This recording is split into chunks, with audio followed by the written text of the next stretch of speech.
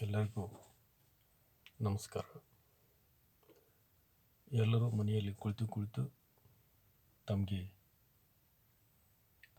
ನಿರಾಶೆ ಆಗಿರ್ಬೋದು,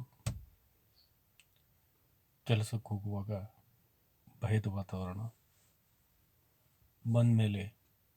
ಕೆಲಸಕ್ಕೆ ಹೋಗಿ ಬಂದಮೇಲೆ ನಾವೆಲ್ಲಿ ಮನೆಗೆ ಕರೋನಾವನ್ನು ತರುತ್ತೀವೋ ಅಂತಕ್ಕಂಥ ಇನ್ನೊಂದು ಭಯ. ಇದರ ನಡುವೆ ನಾವು ಸರ್ಕಾರ ಮಾಡಿರ್ತಕ್ಕಂಥ ನಿಯಮಗಳನ್ನು ನಾವು ಪಾಲನೆ ಮಾಡಬೇಕು.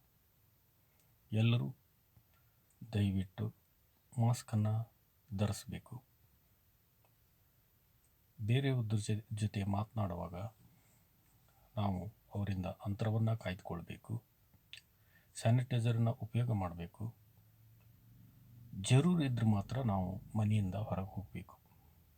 ಸರ್ಕಾರ ನಿಯಮಗಳನ್ನು ಮಾಡಿರೋದು ನಮ್ಮ ಹಿತಕ್ಕಾಗಿ.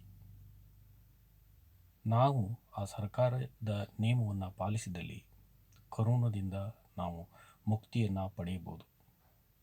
ದಯವಿಟ್ಟು ಎಲ್ಲರೂ ತಾವು ಜರೂರಿದ್ದರೆ, ಕೆಲಸದ ಅವಶ್ಯಕತೆ ಇದ್ದರೆ ಮಾತ್ರ ಮನೆಯಿಂದ ದಯವಿಟ್ಟು ಹೊರಗೆ ಹೋಗಿ. ಇಲ್ಲ ಅಂದರೆ ದಯವಿಟ್ಟು ಮನೆಯಲ್ಲಿಯೇ ಇರಿ.